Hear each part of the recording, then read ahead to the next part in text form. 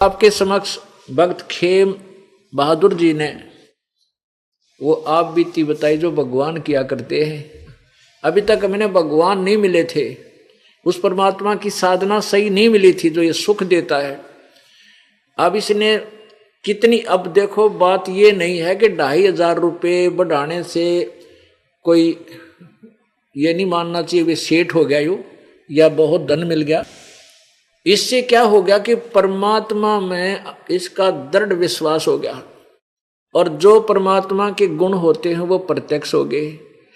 हम लूट के खसोट के इधर उधर से करके रिश्वत लेकर पैसा इकट्ठा करना की चेष्टा करते हैं, और वो एक बालक बीमार हो जाए, घर का सदस्य बीमार हो गया, 2 लाख रुपये लाग गए, वो पैसा तो रहा नहीं क्योंकि भाग्य में था नहीं, वो रह नहीं सकता, और वो पाप रह गए जो वो पैसे कमाए थे, जिस वो हथकंडे ओछे अपना के वो 2 नंबर से पैसा कमाया था, पैसा तो गया और वो पाप न्यो के न्यो रह गए, और वो पाप भोगने पड़ेंगे। फिर कुत्ता बनेगा, सिर में कीड़े पड़ेंगे, खाज लगेगी, और वो धन रहा नहीं। तो परमात्मा आपको इतनी बरकत दे देगा। ये तो एक कथा नहीं है, यहाँ हजारों की संख्या में ये कथा आपको सुनाने वाले भक्त मिल जाएंगे कि मैं घर वाले आने से मना करते थे सत्संग में, पैसे की आवश्यकता पड़ेगी, पैसा मेरे पास रहा नहीं, सत्संकल्प पर प्रारंभ होना था, सारी रात चिंतित रहा, सुबह उठ करके ऐसे ही वो थैला देखा जो कभी सपने में पैसा कभी जिंदगी में रखा नहीं, उसमें वैसे एक पुराने कागज पड़े थे, सोचा इन कागजों ने छांट छूट के एक तरफ गेर दूं, को आवश्यक होंगे वो रख लेता हूँ। देखा तो उसमें 100 रुपये के कहते हैं 10 नोट मिले, 1000 रुपया। वो तेरा गजब हो, कहते इतना रोया बैठ के, इतना रोया है भगवान, मैं तो एक दिन के किराए रो था, अपने 1 वर्ष का दे दिया। तो पुण्यात्मा परमात्मा ये काम किया करता है। इन अज्ञानी संतों ऋषियों ने भगवान मिला नहीं, उसकी अज्ञान थ्योरी बना दी कि भगवान निराकार है, वो दिखता थोड़ा ही है, और फिर न उसका साक्षात्कार होता है, बस सच्चाई छुप थोड़ी सकती है। परमात्मा मनुष्य सदृश है, हमारे ही उनिहार है, हमारा सृजनहार। परमेश्वर की वाणी में लिखा है कि आदरणीय गरीबदास साहिब जी को जो परमात्मा मिले, कबीर परमेश्वर, उन्होंने अपना पूरा सतलोक सचखंड खूब सारा दिखाया, ब्रह्मा विष्णु महेश की सतीथि से परिचित करवाया। उसके बाद गरीबदास साहिब जी ने परमेश्वर से प्राप्त ज्ञान के अंदर बताया कि अनंत कोट ब्रह्मांड का एक रतीनी भार और सतगुरु पुरुष कबीर हैं ये कुल के सृजनहार। तो हमारे ही उनिहार है, हमारा सृजनहार, हमारे को बनाने वाला हमारे जैसा है, मनुष्य जैसा है। ऋग्वेद मंडल नंबर 1 के सूक्त नंबर 31 के मंत्र नंबर 17 में स्पष्ट किया है, हे मनुष्यवत अग्ने, हे परमात्मा जैसे परमात्मा, आप पहले भी जैसे आते हो, अब फिर आओ, हमें तत्व ज्ञान समझाओ। पवित्र बाइबल के उत्पत्ति ग्रंथ के 1 के 26 में, अध्याय 1 के 26 में मंत्र में लिखा है कि परमेश्वर ने मनुष्य को अपने स्वरूप में बनाया, अपने ही जैसा उत्पन्न किया, यानी परमात्मा मनुष्य दृश्य है, और 6 दिन में सृष्टि रची, 7वें दिन तख्त पर जा बैठा। इसी का प्रमाण पवित्र कुरान शरीफ के अंदर है, सूरत फुरकानी 25 आयत 52 से 59 में, कि वो कबीर नामक परमात्मा है जिसने 6 दिन में सृष्टि रची, 7वें दिन तख्त पर जा बैठा, वो पूर्ण परमात्मा है। उसकी खबर किसी बाखबर से पूछो। तो पुण्यात्मा, हमारे को अभी तक तत्व ज्ञान नहीं मिला था, और जिस कारण से हमने यही सोच लिया था भी ये दुख सुख तो आते ही रहेंगे और ऐसे ही डमडमा चलेगा। नहीं, परमात्मा के चरणों में आने के बाद आपके ऊपर कोई आपत्ति नहीं आवेगी, आपके घर में हानि नहीं होगी। आपत्ति आवेगी तो को पहाड़ टूटना हो, सूली की सजा कांटे में टल जाएगी, जान जानी हो टांग टूट कर बच जाएगी। तो इस तरह की आपकी वो भी हमारी कुछ कमियां रह जाती हैं, जिस कारण से हम थोड़ा बहुत कष्ट इसलिए भी उठाना पड़ जाता है क्योंकि हम थोड़े हैं। एक घर में एक भाई ने या बहन ने, बेटी ने, बेटे ने नाम ले लिया, बाकी पूरा परिवार विरोधी है उसका, तो उसके नियमों को चलने नहीं देता। इस कारण से वो कोई ना कोई लोक लाज में, दबाव में छोटी मोटी मर्यादा भंग हो जाती है, जिस कारण से आने वाले संस्कार, बुरे संस्कार का समय सद गया, वो आना हुआ उधर से नाम टूट गया तो काल का दाव लग जाता है, तो फिर भी इतना बचाव कर जाते हैं परमात्मा। थोड़ी बहुत मजबूरी अज्ञानता में अनजानपने की तो माफी है, और मजबूरी में जैसे मजबूरी माँ के तोड़ लिया तो जान जानी होगी तो टांग जरूर टूटेगी, और मर्यादा पूरी होगी तो एक आपका छींट भी ना लगने दे भगवान, अगर आप नियम नहीं तोड़ोगे, सत्कर मान लेना। तो आपको परमात्मा के प्रत्येक नियम का पालन करते हुए सत्य भक्ति करनी चाहिए, और करते रहो, आपका बेड़ा पार हो जाएगा। बोलो सतगुरुदेव। परमपिता परमात्मा कबीर भगवान, कबीर साहब, कबीर देव, ये वही परमेश्वर हैं जिसने सर्व ब्रह्मांडों की रचना की है। ये वही परमात्मा है जो बनारस में एक जुलाहे की भूमिका करने के लिए प्रकट हुए थे, सतलोक से सहशरीर आए थे। परमेश्वर ने आके हमें ये ज्ञान दिया है कि तुम काल के जाल में फंसे हुए हो, और यहां पर कोई भी प्राणी सुखी नहीं है। यहां कोई राजा बन जाता है तो अपनी महिमा में फूला नहीं समाता है, उसका यश पृथ्वी पर फैल रहा होता है। परमात्मा कहते हैं बंदी छोड़ कबीर परमेश्वर जी कि कोई छोटी सी कोठी बना लेता है बढ़िया चिप्स लगाकर, 2-4 मंजिल की, आसपास के क्षेत्र में, उस नगर में, कॉलोनी में वो एक बड़ा महिमावान माना जाता है, उसकी बड़ा यश होता है। परमात्मा कहते हैं कि मृत्यु हो जाती है उस कोठी के मालिक की, जो भक्ति नहीं करता, फिर वो क्या बनता है? कुत्ता बनता है, और 1.5 फुट की दूम लग जाती है उसके, और उस कोठी के साथ में बाहर गली में कमर लगा कर बैठता, अंदर जगह नहीं उसके लिए। तो परमात्मा कहते हैं बाढ़ में गया वो यश, कहाँ गई वो महिमा उसकी? आज कुत्ता बनकर गली में बैठा है।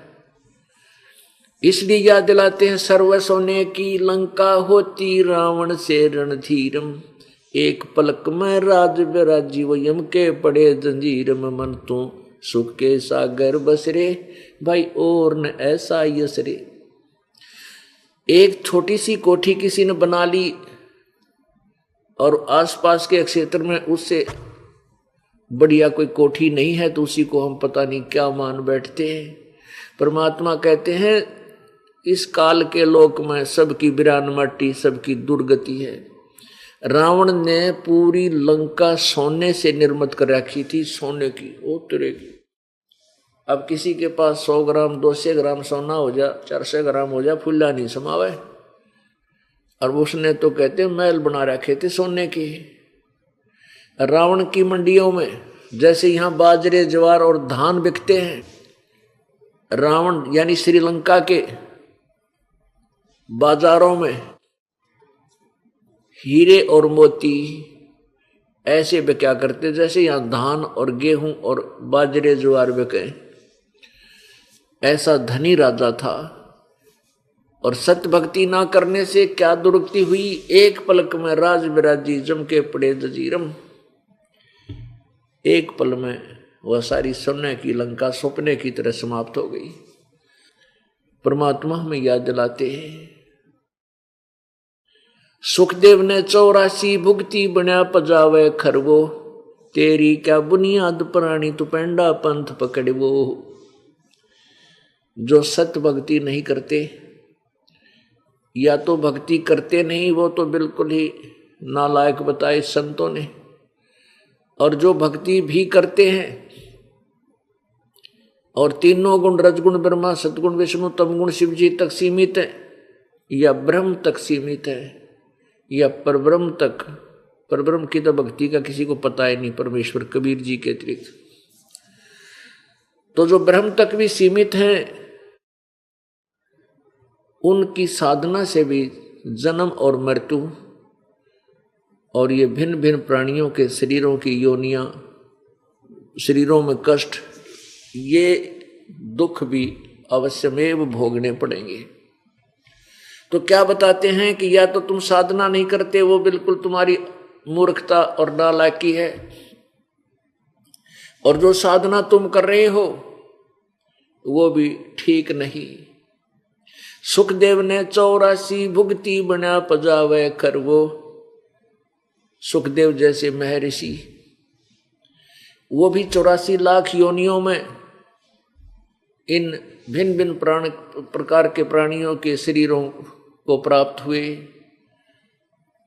सुखदेव ऋषि अपनी आप बीती सुनाते हुए कह रहे हैं अन्य ऋषियों को कि एक बार मैं गधे की योनि भोग रहा था, मैं अंधा हो गया, मेरे मालिक ने मुझे घर से निकाल दिया, 2 लठ मारे कमर में, चलता चलता चलता चलता रस्ते रस्ते जा करके जंगल में दूर निकल गया। वहां वन में एक गहरा नाला था पर उसकी चौड़ाई बहुत कम थी। मैं एकदम उस नाले के अंदर गिरने लगा, तो मैंने जंप लगाना चाहा तो मैं उस नाले के बीच में फंस गया, गधे के रूप में, गधे की योनि में, और ऐसा फंस गया कि उसमें ना आगे जा सकूं ना नीचे जा सकूं, और आगे और पीछे अड़ गया उसमें। अब इतनी बहुत दूरी पर था वो स्थान, वो नाला, तो रास्ता, उस रास्ते से इक्का दुक्का व्यक्ति कहीं 1-2 दिन में आया करता था। तो मुझे किसी ने बाहर नहीं निकाला, मेरी कमर पर पैर रख के और उस नाले को पार करने लगे, मेरी पुल बना लिया। सुखदेव जी बताते हैं कि 1 हफ्ता 10 दिन में भुगत भुगत कर प्यासा भूखा वहां मृत्यु को प्राप्त हुआ। अब वो दुख याद आते हैं तो परमात्मा कबीर देव जी बताते हैं कि सुखदेव ने 84 भुगती, ऐसे कष्ट सुखदेव जैसे ऋषि ने भी भोगने पड़े। और बना पजावे खर, वो गधा बना, और तेरी क्या बुनियाद प्राणी, तो पेंडा पंथ पकड़े वो। ए भोली आत्मा, तू साधना नहीं करता, और करता है तो ये शास्त्र विरुद्ध करता है, पूर्ण परमात्मा की भक्ति नहीं कर रहा है। जैसे गीता जी अध्याय नंबर 18 के श्लोक नंबर 62 में बताया है कि अर्जुन तू सर्वभाव से उस परमेश्वर की शरण में जा, उसकी कृपा से तो परम शांति और शाश्वत स्थान यानी सतलोक को प्राप्त होगा। तो वही परमात्मा हमें संदेश कर रहे हैं कि मन तू सुख के सागर बसरे, भाई और न ऐसा यसरे। ये यहाँ की महिमा तेरी व्यर्थ है, अस्थायी है, और वास्तविक यश तुझे सतलोक में मिलेगा। बेटा बेटी शाबाशी है तेरी, तू भक्ति कर और समर्पण कर परमात्मा के चरणों में, कर भक्ति डट के, तो वो सतलोक में पहुंच जाएगा। वहां तेरा यश होगा, महिमा होगी, सीने से लगाएंगे वह परम पिता आपको, और वहां आपके भाई बहन जो पहले जा चुके हैं वो आपकी कमर थपथपाएंगे और आपसे प्यार करेंगे, सीने से लगेंगे कि धन्य है तू निकला गंध से। तो वो तेरी महिमा, वो यश ओरिजिनल है, वो सही यश है, वो सही महिमा है तेरी। ये और यहाँ का कोई ऐसा यश तेरे काम नहीं आवे। अब मान लीजिए कोई राजा है, सुप्रसिद्ध राजनेता है, उसकी मृत्यु के बाद उसने भक्ति की नहीं, उसकी मृत्यु के बाद उसका एक स्टैच्यू बना दिया है, और उसके फिर जन्मदिन मनाए जाते हैं, बड़ी उस पर फूल माला चढ़ाई जाती है, वो मन माना कितना गधा बना फिर रहा हो, बता के फूका उस महिमा ने, और उस स्टैच्यू की ऊपर वो बनावटी जो श्रद्धा दिखाई जाती है। तो परमात्मा हमें यही बताना चाहते हैं कि तू इन फॉर्मलिटियां न छोड़ के और सच्ची भक्ति कर भगवान की, परम संत की शरण ग्रहण कर, तब तेरा जीव कल्याण होगा। उसके लिए परमात्मा हमें याद दिलाना चाहते हैं कि जिन संतों और ऋषियों की तुम शरण लिए हुए थे, संतों और गुरुओं की, वो नकली हैं सारे। उनको वेद ज्ञान नहीं, किसी प्रकार का उनको ज्ञान नहीं है, और उनको तुम परम धनी हैं और परम गुरु, जगत गुरु पता नहीं के मान बैठे हो, तो उन नकलिया ने छोड़ के और सत भक्ति करो। आप बालक थोड़े ही हो। आज मानव ने ऐसे ऐसे विमान बना लिए, रॉकेट बना लिए, ऐसे कंप्यूटर बना लिए, तो क्या हम इन सदग्रंथों को नहीं देख सकते? क्या इनको हम समझ नहीं सकते? ये क्या बताना चाहते? लेकिन हमारी इधर कोई जो है ना, हम डाइवर्ट नहीं हो पा रहे, हमारी बुद्धि इधर लग नहीं रही। क्यों नहीं लग रही? क्योंकि जो साधना करते हैं, गुरुओं के शरण में चले गए हैं, उनको कोई लाभ नहीं है, उनके किसी भी कर्म कर्तव्य व्यवहार में परिवर्तन नहीं है। तो जन साधारण ये सोच बैठे हैं कि जो ये भक्ति करते हैं ये भी न्योय दुखी, और ये बीड़ी पीवें, हुक्का पीवें, शराब पी लें, कोई आंट नहीं, नाचे कूदें, सारे फंड करें, फिर किसे भगत ये? तो पुण्यात्माओं, भगत वही होता है जो इस काल के द्वारा हमारी बनावटी जो सजावट है उसको नहीं करे। कहते हैं सच्चा भक्त परमात्मा के प्रति पतिव्रता की तरह रहता है, और कहते हैं पतिव्रता भाव नहीं या चूम चटक श्रृंगार, यानी सच्चे भक्त ने ये बकवाद अच्छी नहीं लगेगी, क्योंकि इसको पता है कि यहाँ क्या के ऊपर ये इस चाम की खाल ने कितना श्रृंगार लूं, या तो माटी है, 2 मुट्ठी राख है, जब इसको शमशान घाट के ऊपर फूंका जाओगे ढूंढा भी ना पाओ शरीर कहाँ था इतना सुंदर, और ये पहचान में नहीं आया किसकी माटी थी।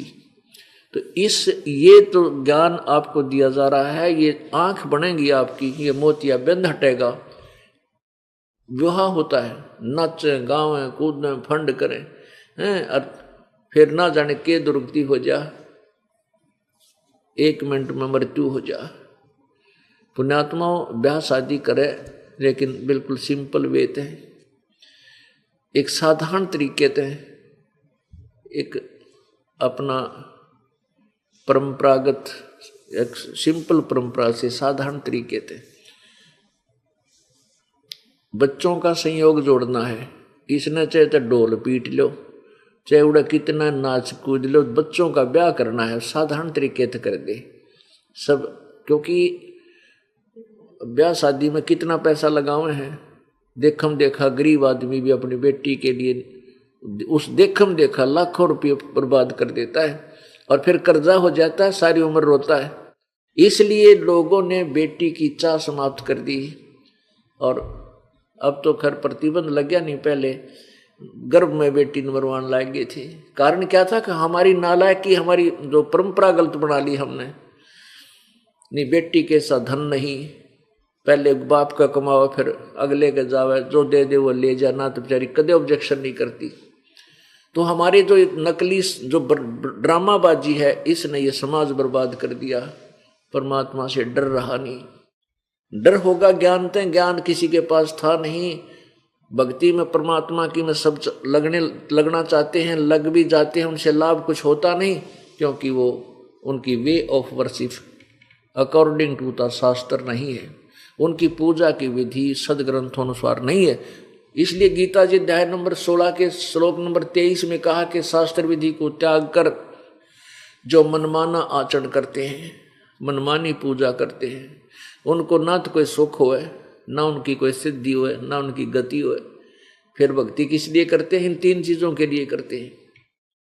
तो इसलिए 24वें श्लोक में कहा कि 16वें अध्याय के में कि अर्जुन, इसलिए तुम सदग्रंथों को आधार मानकर कि जो कर्तव्य कर्म हैं उनको कर, और नहीं करने के उन पूजाओं को त्याग, शास्त्रों को प्रमाण कर किसी की दंत कथा पर विश्वास मत करना। तो अभी तक हमारे संतों ने, गुरुओं ने, ऋषि और महर्षियों ने दंत कथा सुना रखी थी हमारे को शास्त्रों का ज्ञान नहीं दिया। उन्होंने हमें आउट ऑफ सिलेबस पढ़ाया, पाठ्यक्रम से बाहर की पढ़ाई, नावल पढ़ा दिए। हमारे पाठ्यक्रम की पुस्तकों को का ज्ञान उन्हें नहीं था, तो वो टीचर नहीं थे, वो हमारे गुरु नहीं थे, वो हमारे पूर्वजों के जीवन के शत्रु थे। उनको भूत बनवा दिया,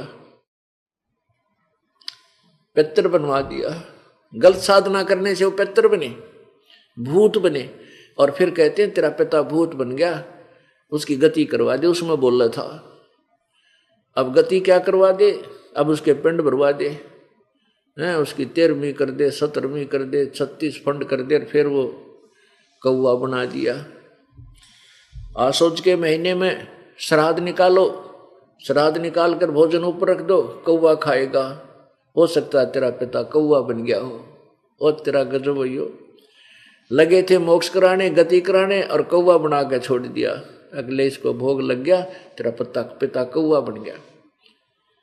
पितर था ये, पितर खा गए कौवा बन के।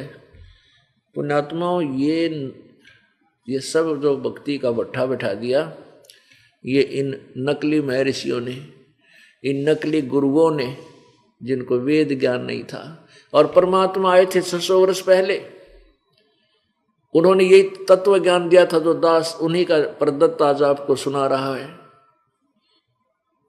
इसको उन नकली, उन अज्ञानी ऋषि महर्षियों ने रिजेक्ट कर दिया कि कबीर तो अनपढ़ था, अशिक्षित था, वो के जाने गीता और वेदों और पुराणों के बारे में।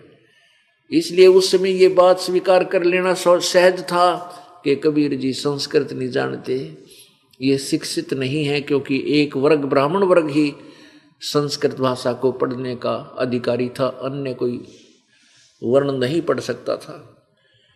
इसलिए नकली गुरुओं ऋषियों का दाव लगा रहा, इनके झूठ ढोल के डंके पे खूब चलती रही, स्वीकार होती रही। अब आ गया इसका अंत। अब इन सब नकलियों के ज्ञान की खाल उतरेगी, और ये खड़े खड़े देखेंगे। ये नो नहीं कह सकते, हमने ऐसा नहीं कहा, क्योंकि उनकी बुक मेरे पास लिखी हुई है। उनके द्वारा दिया हुआ ज्ञान, उनके द्वारा दिया हुआ नाम सबके पास उपलब्ध है, और वो सब का सब शास्त्र के विपरीत है। शास्त्र के विरुद्ध जो साधना है वह बिल्कुल व्यर्थ है, जीवन बर्बाद हो जाएगा। प्राणियों, बार बार सूत नहीं, ये अवसर नहीं मिलता मानुष जीवन मिलन का। तो अब ये कुछ दिनों में जब मानव जाग जाएगा, मानव समाज में ये क्रांति आवेगी भक्ति की एकदम, इन झूठे गुरुओं को कहीं छुपने का ठिकाना नहीं मिलेगा। ये बाहर नहीं निकलेंगे, छुप जाएंगे कि तो या पलायन कर जाएंगे दूसरे देशों में जाके। पैसा बतेरा है इनके पास, पैसे की कमी है ही नहीं, वहां जाकर के किता अपना टाइम पास करेंगे। वो समय शीघ्र ही आने वाला है। या तो ये सरेंडर कर देंगे, अपना कल्याण करवा लेंगे, मोक्ष प्राप्त कर लेंगे इस दास के पास आकर, नहीं तो इस मानव समाज इनको धिक्कारेगा, थूकेगा कि तुमने क्या मिल गया नालायक को, इतनी जनता का जीवन बर्बाद करके। नहीं पता था तो चुप रहना चाहिए था तुमने। तो बन बैठे महर्षि महंत हैं और संत और गुरु और पता नहीं क्या उपाधि पा रहे हो, तुम दुनिया को भ्रमित कर रहे हो। जब तक हम जागृत नहीं होंगे, स्वयं अपनी आंखों नहीं देखेंगे सदग्रंथों को, हम निर्णय कैसे करेंगे कौन गलत है कौन ठीक है। तो दास का उद्देश्य है कि आपको प्रोजेक्टर के ऊपर टीवी चैनल, सीडीज के माध्यम से चैनलों जो है, ये सब तरीके से आपको परमात्मा की महिमा सदग्रंथों में दिखा दूं कि सदग्रंथ ये बताते हैं। फिर आप भगत बनोगे, तब तो आप भक्त बनोगे, योगी बनोगे। जैसे गीता जी अध्याय नंबर 2 के श्लोक 53 में कहा कि अर्जुन, जब तेरी बुद्धि भिन्न भिन्न प्रकार के भ्रमित करने वाले वचनों से, ज्ञानों से वापस हटके एक तत्व ज्ञान में, परमात्मा के तत्व ज्ञान में स्थिर हो जाएगी, तब तो तू योग को प्राप्त होगा, तब तो तू योगी होगा, भक्त बनेगा। भक्त वही होता है जो संशय रहित हो जावे। फिर भक्ति करनी है, सीधे ढंग से करते रहेंगे। जब हम जंगल में खड़े हैं, वन में, और वहां जाके रास्ते 3-4 हो गए, हम इस रास्ते चल पड़े, अपनी आइडियत या किसी नालायक नकली ने बता दिया कि तुम अपना घर इधर है, इधर चले जाओ, अब वो जा रहा है, उसके बताए अनुसार आगे किसी ने कह दिया कि भाई तेरा रास्ता ठीक नहीं, तू तो गलत जा रहा है, तो वो तो पड़ गया समंदर उसमें। तो क्या करूं भाई? एक से पूछता है, फिर दूसरे ने बताया कि ये रास्ता ठीक नहीं, ये इधर से जाओ, फिर उधर चल पड़ा। वो रास्ते में फिर किसी ने कह दिया कि तू तो गलत आ गया है। तो उसका निर्णय कैसे हो? उसका निर्णय होगा कि मैप मानचित्र हो आपके पास, फिर कोई दिखावा कि देख ये मानचित्र है, यहाँ 3 रास्ते 4 रास्ते हैं, तू यहाँ खड़ा है और तेरा घर इस मार्ग पे है। उस मानचित्र से फिर आपको दृढ़ विश्वास हो जाएगा कि अब मेरा रास्ता गलत है, अब मैं जो अब ग्रहण किया है मानचित्र देख ये सही है। फिर कोई कुछ कहता रहो, आप डगमग नहीं हो सकते। तो पुण्यात्माओं, अपने सतलोक जाने का अपना घर सतलोक है और वहां जाने के का रास्ता हमारे सदग्रंथों रूपी मानचित्र में विद्यमान है, जो दास आपको दिखा रहा है। और हमने संशय होकर के इसको ग्रहण कर लेंगे, फिर हम डगमग नहीं होंगे। अब जितने भी गुरु हैं सब न्यारे न्यारे ज्ञान देते हैं, भिन्न भिन्न मंत्र देते हैं और कहते हैं गुरु कोई भी मंत्र दे दे उसी से पार हो जाएगा। अरे तेरा गजब हो। फिर सदग्रंथों की और गीता जी और वेदों की क्या आवश्यकता है? ये हमारे सदग्रंथ जो है, ये संविधान है परमात्मा का, इसी के अनुसार हमने चलना होगा, तभी हमारा कल्याण होगा, अन्यथा नहीं होगा। अब हमने परमात्मा पाना है, सतलोक चलना है, उस सुख के सागर में जाएंगे। यहां हमें कोई सुख नहीं है, ना सुख हो सकता। परमात्मा कहते हैं झूठे सुख को सुख कहे, ये मान रहा मन मोद, ये सकल चबीना काल का, कुछ मुख में कुछ गोद। ये सब काल आहार है और इस झूठे सुख को हमने सुख मान लिया। तो परमात्मा कहते हैं यहां कोई भी प्राणी सुखी नहीं है। आपने सेठ बहुत सुखी नजर आते होंगे, आप किसी पैसे वाले के निकट जाओ, 1-2 बार उससे कोई मीटिंग करो, बैठो उठो बतलाओ, फिर वो देखना उसके घर में के कैर टूटा पाओगा, कितना कष्ट या मानसिक परेशानी या धंधे तो दुखी, पैसा बेशक है लेकिन और परेशानियों की गिनती नहीं। आपको सेठ सोचता है कि राजा बहुत सुखी, राजा को सपने में सुख नहीं हो सकता। ये तो हमने दिखाई देगा, उसके आगे पाछे जो है फौज चाले, सेना चले, सलूट मारे, पता नहीं कि राजी हो रहा है, पर राजा को स्वप्न में भी सुख नहीं होता। पुण्यात्मा, एक छोटे से परिवार का मुखिया अपने परिवार की व्यवस्था में कितना परेशान रहता है।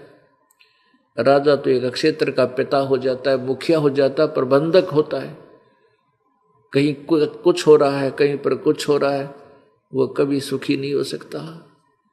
यही तो काल ने हमारी बुद्धि अड़ रखी है।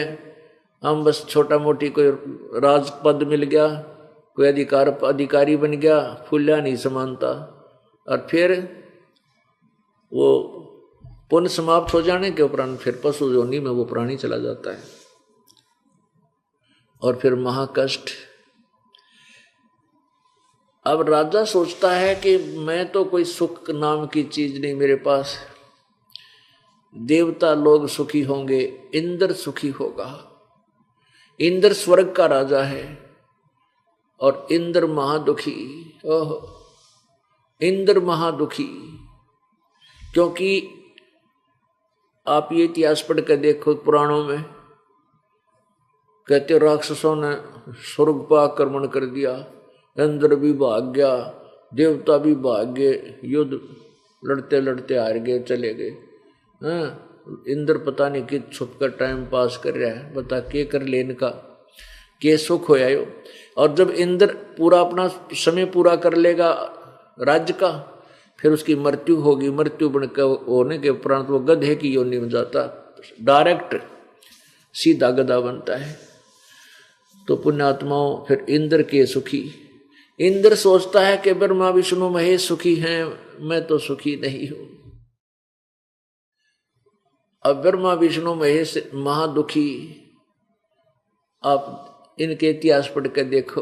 ओए होए, कहते हैं विष्णु जी खुद कहते हैं कि मैं पहले तो तप करता हूँ, तप करके अपनी बैटरी चार्ज करता हूँ, फिर राक्षसों के साथ युद्ध करने में लगा रहता हूँ, उनके भयंकर शरीरों का नाश करता हूँ।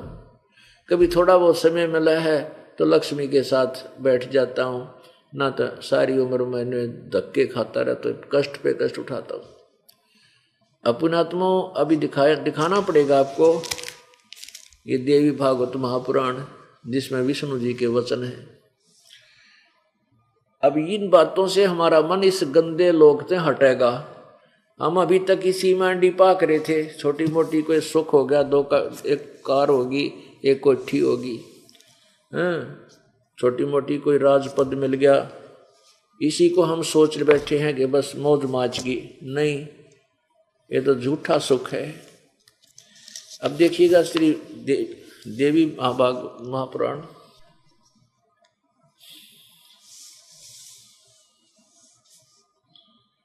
गीता प्रेस गोरखपुर से प्रकाशित है। यहाँ देखिएगा श्रीमद् देवी भागवत, संपादक हनुमान प्रसाद पोदार चंद्रलाल गोस्वामी। और ये कहाँ से छपी है, प्रकाशक कौन है इसका? प्रकाशक है मुद्रक गीता प्रेस गोरखपुर, गोविंद भवन कार्यालय कोलकाता का संस्थान। ये है पहला सकंद, पृष्ठ नंबर 128 से प्रारंभ होता है।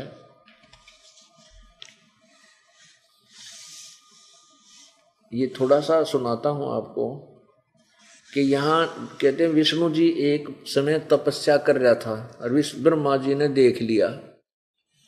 तो ब्रह्मा जी के मन में यूँ आ गई कि ये भगवान विष्णु सर्वेश्वर है, महेश्वर है, सब देवों का देव। ऐसा क्यों माना ब्रह्मा ने? वैसे तो ब्रह्मा विष्णु महेश तीनों भाई हैं, और ऐसे ब्रह्मा के मन में शंका कैसे होगी कि यो जो है सब भगवानों का भगवान है। यो काल जो है इनका पिता, यो ज्योति निरंजन जिसको ब्रह्म बोलते हैं, क्षर पुरुष, ये चालबाज है। ये इनको धोखा दे कर रखता है। जैसे ब्रह्मा साधना कर रहा है, तप करता है, और पूर्ण परमात्मा मतलब निराकार भगवान की साधना शुरू करते हैं ये, और फिर इनमें समाधि में इनको साक्षात्कार होता है किसका? यो विष्णु रूप में दर्शन दे देता काल। तो ब्रह्मा का डाउट हो जाए है कि यू है विष्णु जो है ना तेरा भाई, यो एक भगवान पड़ा है, देवताओं का देवता है। अब जैसे विष्णु जी साधना करता है, समाधिस्थ होता है, निराकार भगवान की भक्ति करने लगते हैं, तो समाधि दशा में इनको के दर्शन दे दे? शिव रूप में दर्शन दे देगा काल, अपने बेटे शिव के रूप में। अब विष्णु जी जब समाधि से उठेगा, इस शिव जी के पैर पकड़ देगा जाकर अपने छोटे भाई की, ओहो तुम भगवान है, अपने आप को छुपा रहा है, आप ही परमात्मा हो, मैंने पता लग गया। अब यो विष्णु का मिट्टे निक्स, यू शिव जी भगवान है, मेरा छोटा भाई, यू परमात्मा। मैंने तो साधना निराकार की शुरू की थी, और यो देखो यही है वो परमात्मा। अब जब शिव जी साधना करता है तो उसको विष्णु रूप में दर्शन दे देता है। अब विष्णु ब्रह्मा शिव जी आकर उस विष्णु अपने भाई के पैर पकड़ लेता है, आप ही भगवान हो, आप ही सब कुछ हो, सर्वेश्वर हो। तो पुण्य आत्माओं न्यो भ्रमित कर रखा है इस काल ने सबको। अब यहाँ क्या कहते हैं कि भाई शिव जी किसकी भक्ति करता है? विष्णु की। और विष्णु किसकी? बोला शिव जी की। अरे कोई बात हुई है? फिर भगवान कौन है? बोले भगवान तो दिखाई थोड़ा देता है। फिर ये के हैं जिन्हें तुम मूर्ति बनाए बैठे, फिर ये क्या है? तो इस काल ने इस जीव को भ्रमित करने से का उद्देश्य है, मतलब है कि किसी को पूर्ण परमात्मा का ज्ञान ना हो जाए। ये तो अपनी महिमा कबीर परमात्मा वो पूर्ण ब्रह्म स्वयं ही आकर बताता है, नहीं दूसरा यहाँ पर कोई भी उस परमेश्वर के विषय में जानकारी रखने वाला व्यक्ति नहीं होता। इसलिए सब सदग्रंथ प्रमाण देते हैं कि वो परमात्मा अपनी प्यारी आत्माओं का आकर मिलता है, उनको फिर तत्व ज्ञान सुनाता है, और बहुत बड़े समूह का वो नेतृत्व करता है, वो परमात्मा होता है। अब देखिएगा, ब्रह्मा नारद व्यास जी ने नारद से पूछा। नारद जी कहते हैं कि मेरे जो प्रश्न आपने मेरे से किया है, यही प्रश्न मेरे पिताजी ने विष्णु से किया था कि हे भगवान, आप देवों के देव हो, आप किसकी भक्ति करते हो? विष्णु जी बोला, मैं तो दुर्गा की भक्ति करता हूँ, और मैं दुर्गा से ऊपर किसी देवता नहीं मानता, इससे ऊपर कोई परमात्मा नहीं। बोलो।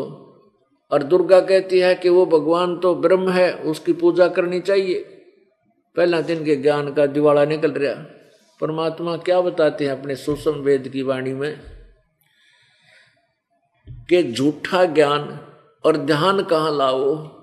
तुम समाधि लगाते हो 2.5 घंटे सुबह, 2.5 घंटे शाम ने, थारा ज्ञान ने नकली झूठा, तुम ध्यान की कहाँ लगाए बैठे हो? क्यों बहका दिए तुम्हारे को नालायक नकली गुरुओं ने? अरे झूठा ज्ञान ध्यान कहाँ लाओ? ये बात विदा चतुराई। तुम केवल एक चतुर बन गए हो, बनावटी बात बना के दूसरों को भ्रमित करते हो, वाद विवाद करने लग जाते हो, तुम्हारा ज्ञान ने नकली। तो तुम भक्ति किसकी कहाँ ध्यान लगाए बैठे हो? अब देखिएगा, विष्णु जी कह रहे हैं, ये 29 पृष्ठ पे, ब्रह्मा जी के पूछने पर श्री हरि उनसे कहने लगे, विष्णु जी बोले, ब्रह्मन सावधान होकर सुन, मैं अपने मन का विचार व्यक्त करता हूं। अब यहां आ जाओ नीचे।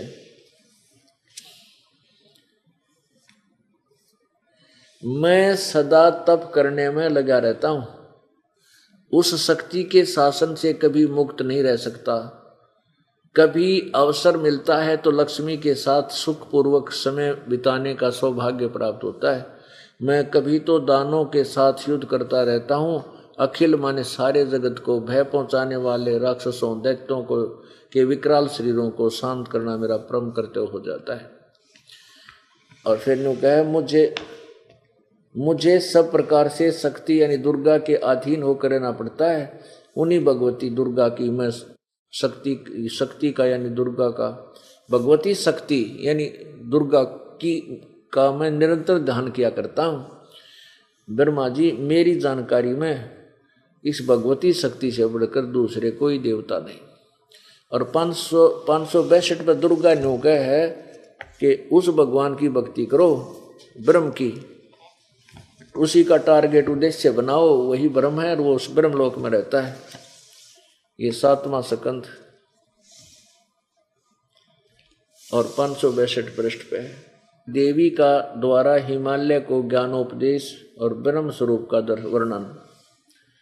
देवी श्री देवी कहने लगी, उस ब्रह्म का क्या स्वरूप है यह बतलाया जाता है, जो प्रकाश रूप सबके अत्यंत समीप में स्थित, हृदय रूप गुहा में स्थित होने के कारण गुहाचर नाम से प्रसिद्ध है। महान पद अर्थात परम प्राप्य है। वह समस्त प्रजा के ज्ञान से परे है, किसी की बुद्धि माने वाला नहीं है, यह तुम जानो। वह यह परम सत्य और अमृत अविनाशी तत्व है। सौम्य हिमालय को बता रही दुर्गा, उस वेदने योग लक्ष्य का तुम वेदन करो, मन लगाकर उसमें तन्मय हो जाओ। पर्वण धनुष है। अब ये क्या बताती है कि उपनिषदों में, सौम्य उपनिषदों में कथित महान अस्त्र रूप धनुष लेकर उस पर उपासना द्वारा तीक्ष्ण किया हुआ बाण संधान करो। यानी उपासना रूपी बाण ओम नाम का तो बाण हो, फिर भावानुगुत होकर के, भावानुगुत चित्त के द्वारा उस यानी सच्ची श्रद्धा से उस बाण को खींचकर उस अक्षर रूप ब्रह्म को ही लक्ष्य बनाकर वेदन करो। अब कहीं तो ये ब्रह्म कहती है, कित अक्षर ब्रह्म कहती है। अच्छा, पर्वण ओम धनुष है, ओम तो मंत्र है, ये धनुषम जो उसके जाप करने का जीवात्मा बाण है, और ब्रह्म को उसका लक्ष्य कहा जाता है। यानी ओम नाम से ब्रह्म की साधना करो, और वह ब्रह्म, वह सबका आत्मा ब्रह्म, वो सबका आत्मा ब्रह्म ब्रह्मलोक रूप दिव्य आकाश में स्थित है। अब इस एक ही थोड़े से लेख ने कितने कंसेप्ट क्लियर कर दिए, कितना डाउट खत्म कर दिया, कितनी समस्या का समाधान कर दिया कि विष्णु जी को वेदों का ज्ञान नहीं, आध्यात्मिक ज्ञान जीरो। यू कहे दुर्गा की पूजा करो, और दुर्गा और कहता है, दुर्गा कहती है ब्रह्म की पूजा करो, वो ब्रह्म लोक में रहता है। और गीता, अपनी पवित्र गीता जी अध्याय नंबर 8 के श्लोक 16 में लिखा है कि ब्रह्म लोक तक सभी वहां के भी पुनर्आवर्ती में है, उनकी फिर भी आवागमन रहती है, जन्म मृत्यु होती है, पूर्ण मोक्ष प्राप्त नहीं है। और दूसरा ये ज्ञान हो गया कि विष्णु जी भी महादुखी, सुख का सांस नहीं। और फिर यहाँ विष्णु जी श्री कृष्ण रूप में आए थे, कितनी दुर्गति मामा शत्रु हो गया, कदे जरा सिंह लाठी ठाका हुआ है, कदे चाणोर पहलवान आवा है लंगोट बांध के, कभी पूतना, कभी चाण कोई केशी, कभी काल्य वो नागल नरी सेना लेकर के, सारा जीवन कष्ट में रहा। फिर आखिर में क्या दुर्गति हुई कि पूरा यादव कुल, उनके पूरा परिवार श्री कृष्ण की आंखों के सामने पूरा कुल नष्ट हो गया, उसके बेटे पोते पौत्र पर पौत्र सारे नष्ट हो गए, मर गए। तो वो जीव सुखी क्यों करोगे जिसका कुल नाश उसकी आंखों का आगे हो जा।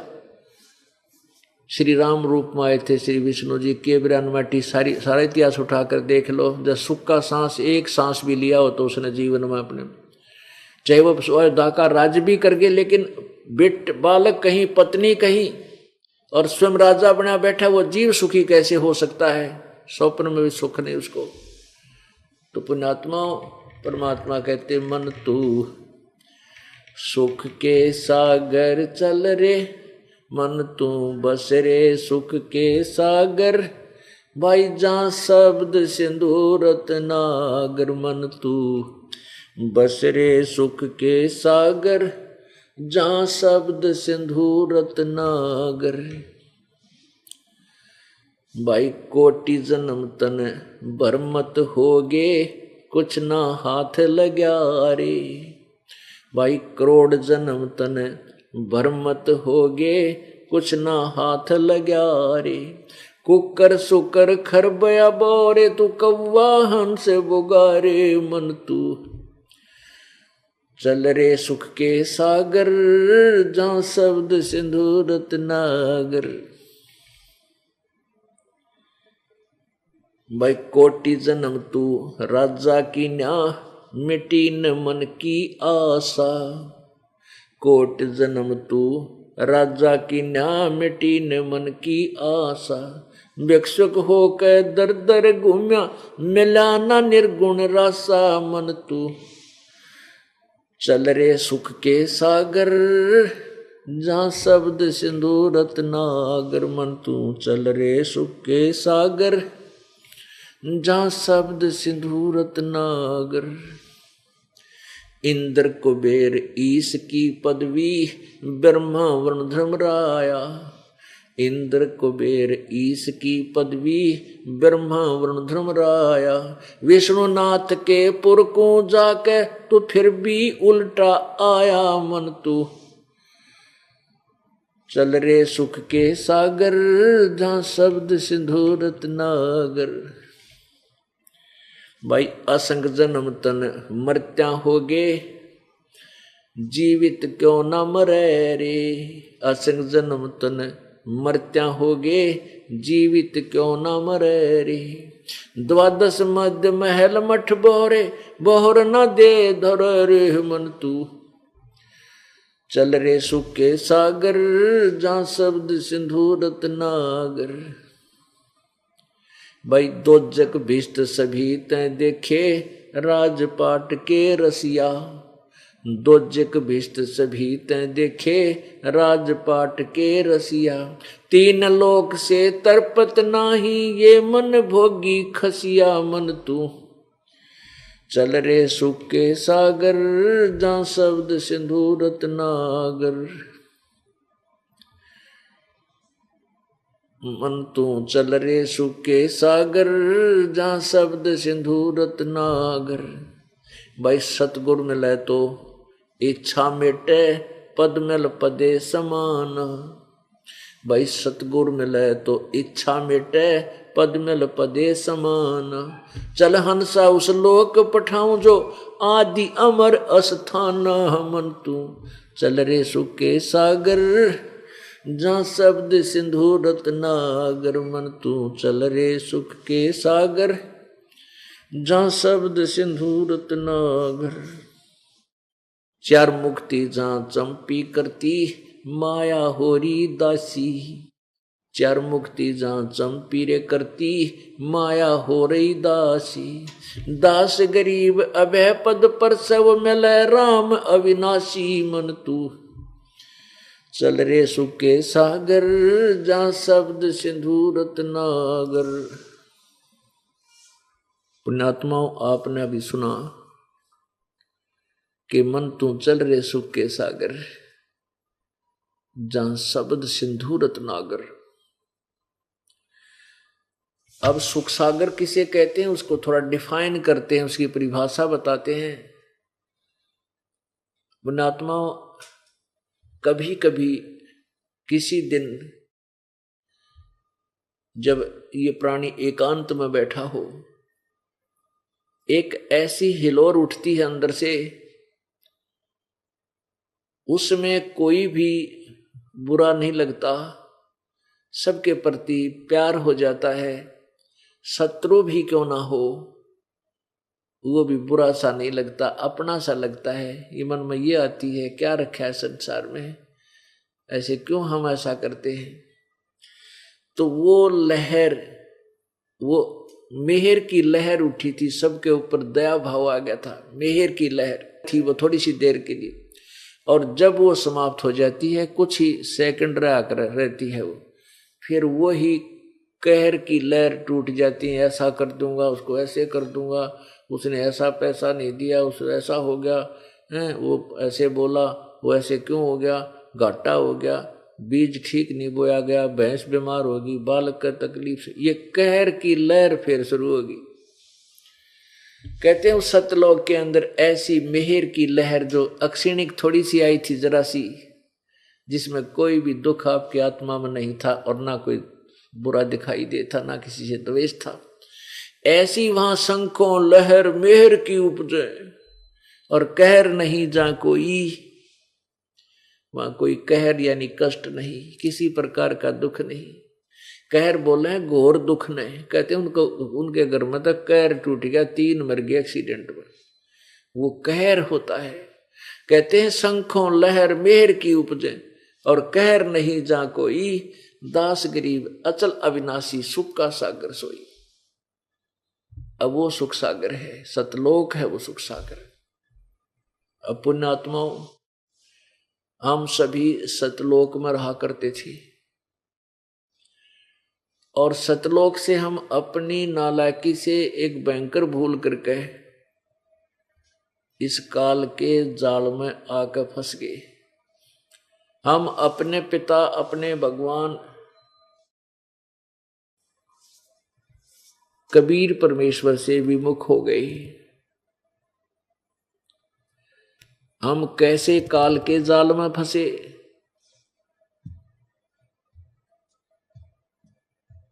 और हम कहाँ रहते थे। अपनात्माओं,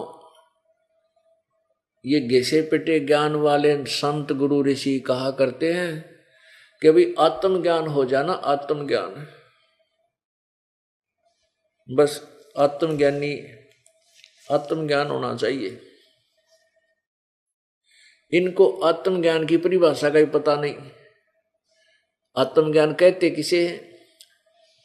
आत्मज्ञान का अर्थ है अपने विषय में जानकारी, मैं कौन हूं, कहां से आ गया, और ये इसी दुर्गति क्यों हो रही है मेरी। जैसे अब विशेषकर उस समय याद आती है ये घटना, ये बातें जब कोई दुर्घटना अपने घर में घट जाती है।